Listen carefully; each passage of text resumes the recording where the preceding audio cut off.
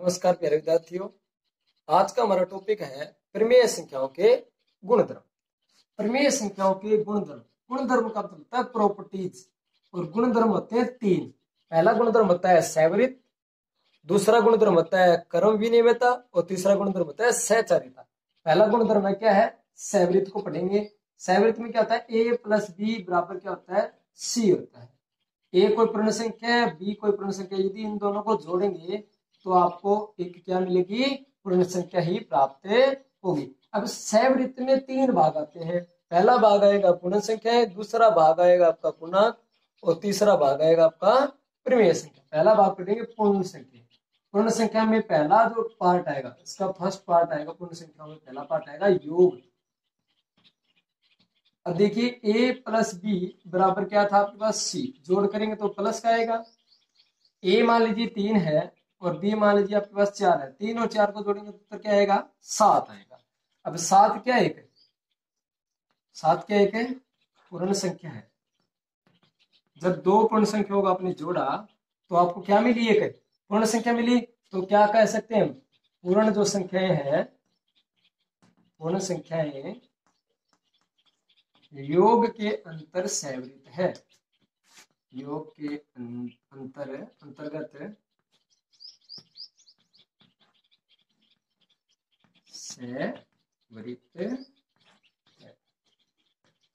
जब एक पूर्ण संख्या आ जाती है बच्चों, तो हम क्या कह सकते हैं, जो पूर्ण संख्या हमारी है वो योग के अंतर्गत क्या है, सहवृत है। ठीक है, उसके बाद हम पढ़ेंगे इसका दूसरा पार्ट। योग के बाद में आएगा व्यवकलन। व्यवकलन में क्या होता है बच्चों, घटाओ, घटाना। इसमें क्या हो जाएगा, a माइनस बी हो जाएगा बच्चों, और वो c के इक्वल आता है नहीं आता वो चेक करेंगे। a मान लीजिए 3 है और b मान लीजिए 5 है। 3 में से 5 को जब घटाएंगे तो देखिए क्या उत्तर आता है, एक प्लस का दूसरा माइनस का। तो हमेशा घटाते हैं, और आंसर किस में आएगा हम देखेंगे। 5 में से 3 यानी 5 में से 3 के 2, उत्तर किसका ज्यादा है, माइनस का। तो उत्तर किस में आ जाएगा, माइनस। अब माइनस तो क्या है, एक प्रमेय संख्या है नहीं है। तो क्या कर सकते हैं हमें, जो पूर्ण संख्याएं हैं, जो पूर्ण संख्याएं हैं वो व्यवकलन के अंतर्गत सहवृत के अंतर्गत सहवृत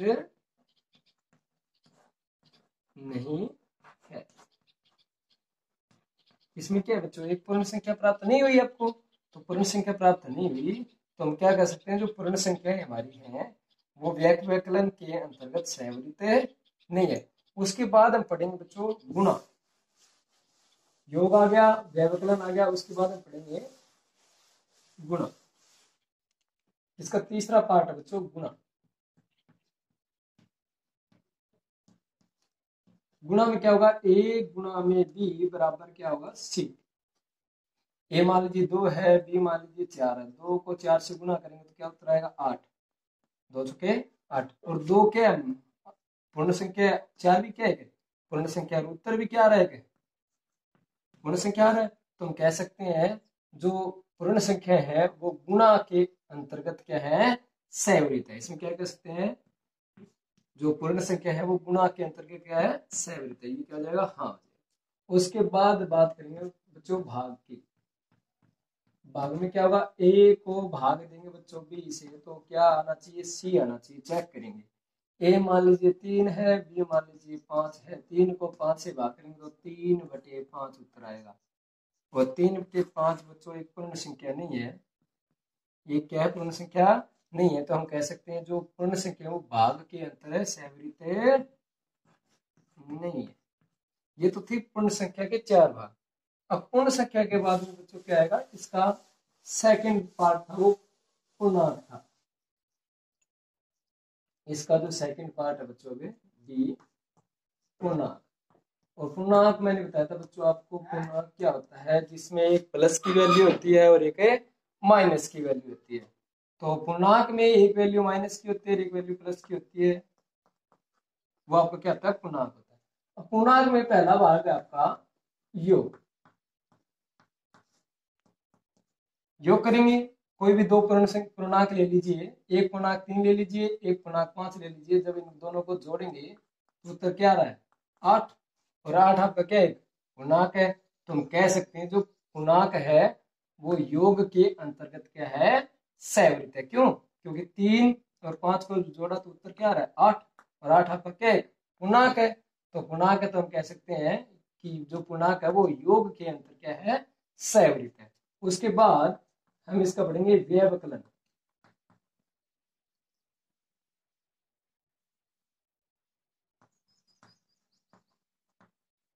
व्यवकलन में क्या होगा घटाव होगा।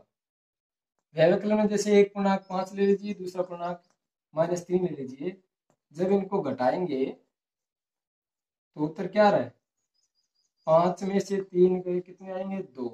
अब 2 आपका क्या है एक पूर्णांक है, तो हम कह सकते हैं कि जो पूर्णांक है वो व्यवकलन के अंतर्गत क्या है संयुक्त है। उसके बाद तीसरा इसका आएगा गुणा। जैसे देखिए ए को जब आप गुणा करेंगे बी से तो उत्तर क्या आना चाहिए सी आना चाहिए। ए कोई पूर्णांक लीजिए -3, बी ले लीजिए 5, ये भी एक पूर्णांक है प्लस का चाहिए माइनस का पूर्णांक होता है, ये प्लस का है तो 3 को 5 से गुणा करेंगे तो उत्तर क्या आएगा 15। माइनस की गुणा प्लस से क्या होती है माइनस होती है। अब माइनस क्या है आपका एक पूर्णांक होता है तो कह सकते हैं पूर्णांक है वो गुणा के अंतर्गत भी क्या है सहवृत है। उसके बाद पढ़ेंगे हम भाग। भाग में हम चेक करेंगे ए को भाग करेंगे बच्चों बी से तो उत्तर क्या आना चाहिए सी आना चाहिए। क्यों सी का मतलब क्या आना चाहिए कि पूर्णांक आना चाहिए। तो इसमें देखेंगे हम भाग में जैसे एक भाग लीजिए -5 है उसको हम भाग कर रहे हैं 6 से, तो -5 को भाग कर रहे हैं 6 से तो क्या आएगा -5/6, और -5/6 क्या होता है पूर्णांक नहीं होता। तो हम क्या कह सकते हैं जो पूर्णांक है वो भाग के अंतर्गत क्या है सहवृत नहीं है। किस किस में सहवृत हुआ, एक तो योग में सहवृत हुआ, दूसरा व्यवकलन में सहवृत हुआ, तीसरा गुणा में सहवृत हुआ, भाग में सहवृत नहीं हुआ। उसके बाद हम पूर्णांक के बाद में पढ़ेंगे बच्चों इसका थर्ड पार्ट है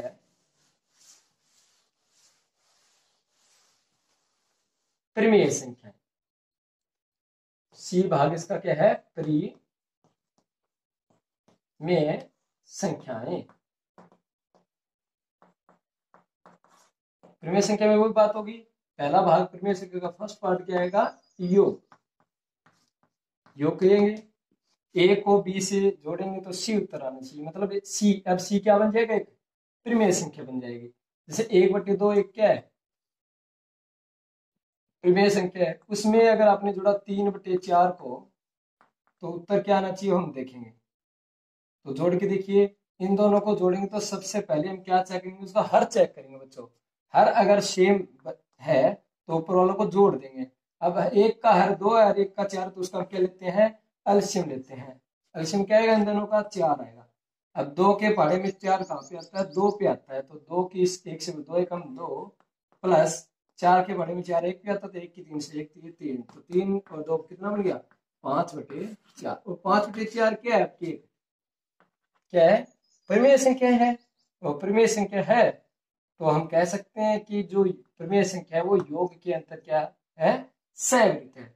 उसके बाद इसका हम पढ़ेंगे व्यवकलन। व्यवकलन में क्या होगा बच्चों घटा करेंगे हम, जैसे 3/4 में से हम घटाएंगे 1/4 को या 2/4 को जो भी है ले लीजिए। तो सबसे पहले क्या चेक करेंगे हर हर दोनों का सेम है तो 4 लिखो नीचे, 3 में से 1 को क्या कर दो आप घटा दो, 3 में से गए 2/4, 2/4 2 एकम 2 2 दूनी 4, मतलब क्या उत्तर आया 1/2। और 1/2 आपकी क्या है परिमेय संख्या है। तो हम कह सकते हैं कि परिमेय संख्या है वो व्यवकलन के अंतर क्या होती है सहवृत होती है। उसके बाद पढ़ेंगे बच्चों हमें थर्ड इसका है गुणा। गुणा में क्या हो जाएगा ए गुणा में बी बराबर क्या आना चाहिए सी आना चाहिए। सी मतलब एक है परिमेय संख्या आना चाहिए। तो परिमेय संख्या देखेंगे जैसे 1/2 को आप गुना करेंगे 3/4 से, ए और बी और आंसर सी आना चाहिए। सी मतलब एक परिमेय संख्या आनी चाहिए। 3 एकम 3 और 2 चौके 8। उत्तर क्या है बच्चों? 3 एकम 3 और 2 चौके 8 गुना करें तो 3/8, और 3/8 क्या है? परिमेय संख्या है। तो हम क्या कह सकते हैं बच्चों कि जो परिमेय संख्या है वो गुणा के अंतर्गत क्या होती है? संवरित होती है। उसके बाद हम पढ़ेंगे भाग। भाग में क्या कर देंगे? हम भाग कर देंगे 3/4 को आप भाग कर दीजिए। 3/4 क्या है? एक परिमेय संख्या है। परिमेय संख्या को परिमेय संख्या से भाग कर दीजिए। जैसे ले लीजिए 6/8, 3/4 तो 3/4 रहेगा। अब भाग को आप गुणा बनाते हैं बच्चों, तो जो नंबर होता है वो रेसिप्रोकल हो जाता है, मतलब उल्टा हो जाता है। तो 6/8 का क्या हो जाएगा? 8/6। 3 एकम 3, 3 दूनी 6, 4 एकम 4, 4 दूनी 8। 2 से 2 कैंसिल हो गया, मतलब क्या बचा? बचा 1। ठीक है, ये तो आपका क्या आ गया? एक गुण नंबर आ गया। अब जैसे और देखिए इसको, ये भी क्या है? 1/2 को आप भाग करेंगे 4/3 से, तो उत्तर क्या आएगा? देखिए 1/2 तो 1/2 होगा। भाग को क्या बनाएंगे बच्चों? गुना। तो 4/3 का क्या आ जाएगा? 3/4 उल्टा हो जाएगा। तो 3 एकम 3 और 4 दूनी 8, 3/8 आपकी क्या बनी? एक परिमेय संख्या बनी। तो हम क्या कह सकते हैं कि जो परिमेय संख्या है वो भाग के अंतर्गत भी क्या होती है? संवरित होती है। ये तो थी हमारी पहला गुणधर्म संवरित। अब हम पढ़ेंगे इसका दूसरा गुणधर्म क्रम विनिमयता। दूसरा जो गुणधर्म है इसका वो है बच्चों क्रम विनिमयता।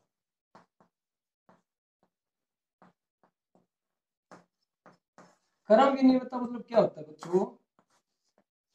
संख्या जो पहले स्थान पे होती है उसको दूसरे स्थान पे चेंज कर देते हैं, तो दूसरे स्थान पे तो उसको पहले स्थान पे, यानी उसका क्रम क्या कर देते हैं? हम बदल देते हैं, लेकिन उत्तर हमेशा क्या रहता है? बराबर रहता है। जैसे a + b, ए में आपने बी को जोड़ा या बी में आपने ए को जोड़ा, यानी इनके क्रम क्या कर दिए? आपने बदल दिए, लेकिन इसका जो परिणाम है वो हमेशा क्या रहता है? समान रहता है। क्रम विनिमयता का पहला जो पार्ट है वो आपका क्या होगा? पूर्ण संख्या होगा। पहली जो प्रॉपर्टी आपने पढ़ी थी उसमें ये था, इसमें में भी ये पार्ट आएंगे। पहला क्या आएगा? पूर्ण संख्या। तो कोई दो पूर्ण संख्या ले लीजिए। पूर्ण संख्या का पहला भाग क्या आएगा? योग आएगा। पहला भाग योग को चेक करेंगे। ए क्या है? 3, ए क्या है? 2 ले लीजिए, बी क्या लीजिए? 3 ले। 3 + 2 बराबर बी क्या है? 3 + 2। 2 और 3 कितने होते हैं बच्चों? 5, और 3 2 कितने होते हैं? 5। यानी इनके क्रम आपने क्या कर दिए? चेंज कर दिए, लेकिन परिणाम वो क्या आ रहा है? बराबर आ रहा है। तो हम क्या कह सकते हैं कि जो पूर्ण संख्या वो योग के अंतर्गत क्या होती है? क्रम विनिमयता होती है। ठीक है, उसके बाद इसका दूसरा क्या आएगा? व्यवकलन आएगा। व्यवकलन में क्या करेंगे बच्चों? हम इसको घटा करेंगे, तो घटा कर दीजिए। जैसे कुछ ले लीजिए आप, 3 - 2, ए 3 है, बी 2 ले लीजिए। 3 - 2 बराबर बी क्या आपका? 2 है ना, और ए क्या है? 3। 2 - 3। अब इनका उत्तर देखेंगे बराबर आता है। 3 में से 2 गए बच्चों, 1 आएगा। ये किसका है? ये प्लस का है, तो प्लस की ज्यादा प्लस का। ये किसका है? देखो 2 में से 3 घटा रहे हैं, लेकिन 3 तो बड़ा किसका है? माइनस का। तो 3 में से 2 घटाएंगे तो उत्तर क्या आएगा? 1 आएगा। लेकिन किसका रहेगा अभी इसमें? माइनस की ज्यादा, तो माइनस। ये प्लस का 1 है, ये माइनस का 1 है। ये तो क्या है? इक्वल, बराबर नहीं है। तो हम क्या कह सकते हैं कि जो व्यवकलन है, यानी जो पूर्ण संख्या है, वो व्यवकलन के अंदर क्या आती है? क्रम विनिमयता नहीं है। यानी जो पूर्ण संख्या वो व्यवकलन के अंतर्गत क्रम विनिमय नहीं है। उसके बाद हम पढ़ेंगे इसका तीसरा भाग गुण। अब कोई दो संख्या ले लीजिए, कोई दो पूर्ण संख्या ले लीजिए, उनको गुणा कर दीजिए। जैसे 2 गुणा में 3 बराबर 3 गुणा में 2। क्रम चेंज करेंगे ना इनका, a + b, b + a, यानी a गुणा b बराबर b गुणा में a। तो 2 3 कितना आता है? 6, और 3 दूनी भी कितना आता है? 6। तो आपको क्या मिल रही है? एक पूर्ण संख्या ही प्राप्त हो रही है। जब दो पूर्ण संख्याओं को आपने गुणा किया तो आर क्या रहा आपके पास? एक पूर्ण संख्या आ रही है। तो हम क्या कह सकते हैं कि जो पूर्ण संख्या है वो गुणा के अंतर्गत भी क्या है? क्रम में विनिमय है। उसके बाद इसका चौथा भाग क्या आएगा? भाग। भाग पढ़ेंगे, भाग करेंगे। देखिए जैसे मैंने 6 को भाग दिया 2 से, ए भाग बी। अब क्या करेंगे? बी भाग ए करो। 6 को 2 से भाग देंगे तो 6 को 2 से भाग देते तो उत्तर आता है बच्चों 3। लेकिन जब 2 को आप 6 से भाग देंगे तो डिवाइड नहीं है तो भाग नहीं जाता, तो क्या लगाते हैं बच्चों? पॉइंट लगाते हैं। पॉइंट यहाँ 6 तिये 18, 20 में से 18 गए, 2 बचेंगे। ये उत्तर क्या रहा है? .3 आ रहा है। ये क्या है? 3। ये तो कंप्लीट है। ये .3 डेसिमल में है, दशमलव में है। तो ये क्या है? बराबर है नहीं है। तो हम क्या कर सकते हैं कि जो पूर्ण संख्या है वो भाग के अंतर्गत क्रम विनिमय नहीं है। उसके बाद हम इसका दूसरा पार्ट पढ़ेंगे। पूर्ण संख्या तो होगी, उसके बाद दूसरा पार्ट इसका क्या था? पूर्णांक था। पूर्णांक, पूर्णांक। पूर्णांक में क्या होता है? एक वैल्यू प्लस की होती है, दूसरी वैल्यू माइनस की होती है। तो कर दीजिए। पूर्णांक का पहला भाग क्या आएगा? योग। योग कीजिए। कोई दो पूर्ण संख्या ले लीजिए, पूर्णांक ले लीजिए। दो पूर्णांक, एक -5 ले लिया, दूसरा 3 ले लिया। इन दोनों को जोड़ा तो a प्लस बी। अब क्या बी, बी क्या है? 3 प्लस, और ब्रैकेट के अंदर क्या आएगा? -5 आएगा। देखो उत्तर क्या रहा है? 5 में से 3 गए, 2 आएगा। किसका 2 आएगा? माइनस का 2, क्यों? माइनस के ज्यादा है। इसमें क्या आएगा? 3 का तो 3 आएगा, प्लस और ब्रैकेट के अंदर माइनस का है तो प्लस की मल्टीप्लाई माइनस का होती है -5। अब देखो उत्तर क्या है? ये माइनस का 2 है। अब 3 में से 5 गए, 2 तो होता है, लेकिन किसका 2 बचेगा? माइनस का। ये दोनों क्या है? बराबर हैं। तो हम क्या कह सकते हैं कि जो पूर्णांक है योग के अंतर्गत क्या है?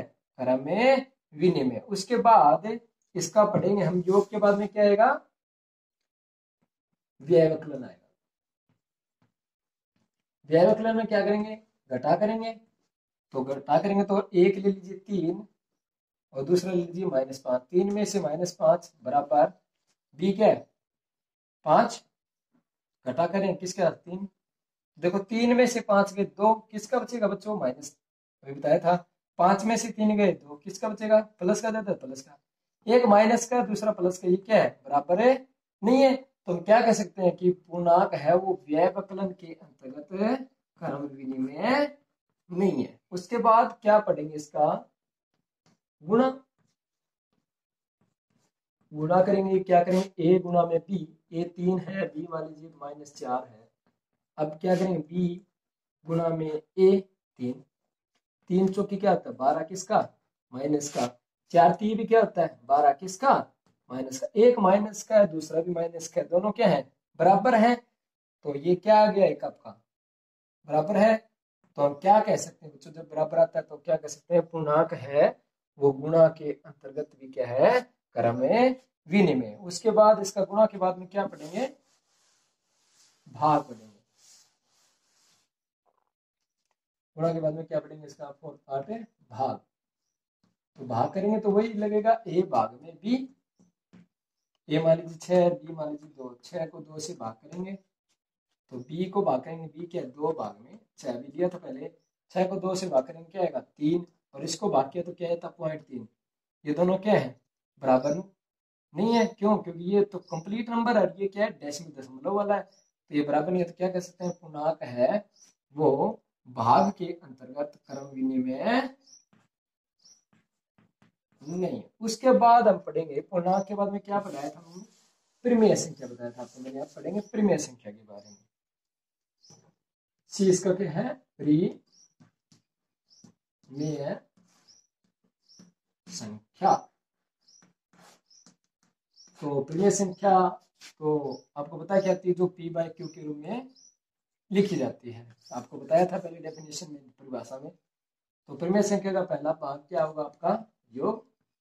तो दो परिमेय संख्या को जोड़ते हैं तो क्या उत्तर आता है? देखिए 1/2 परिमेय संख्या है, और चलो 1/2 मत लीजिए, 3/4 एक परिमेय संख्या है, और 1/3। अब देखो, सबसे पहले जोड़ने से पहले क्या चेक करेंगे, हर सेम नहीं है तो क्या लेते हैं, एलसीएम। बराबर में क्या है, बी क्या है, 1/3 प्लस में 3/4। उत्तर क्या है, बराबर देखते हैं। एलसीएम क्या है इन दोनों का, 12। तो 4 के पहाड़ी में 12 कहाँ पे आता है, 3 पे आता है ना, तो 3 की 3 से गुणा, 3 3 प्लस 3 के पहाड़ी में 12, 4 पे, तो 4 एकम 4 बराबर।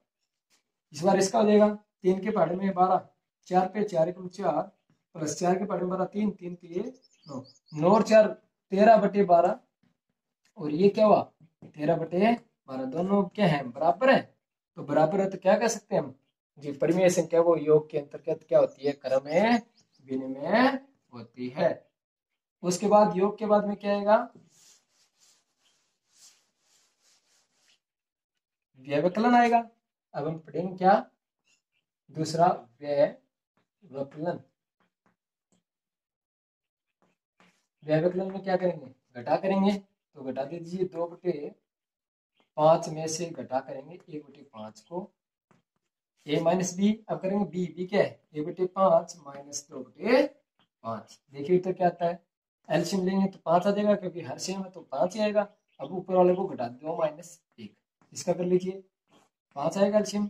1 माइनस 2, 2 में से 1 गए, 1/5 प्लस का ही आएगा, क्योंकि प्लस के ज्यादा है। 1 में से 2 गए, 1/5 तो आएगा, लेकिन देखो एक प्लस का दूसरा माइनस का, तो हमेशा सब्ट्रैक्ट घटाते हैं। 2 में से गए, एक घटा के ज्यादा है तो घटा के उत्तर आएगा।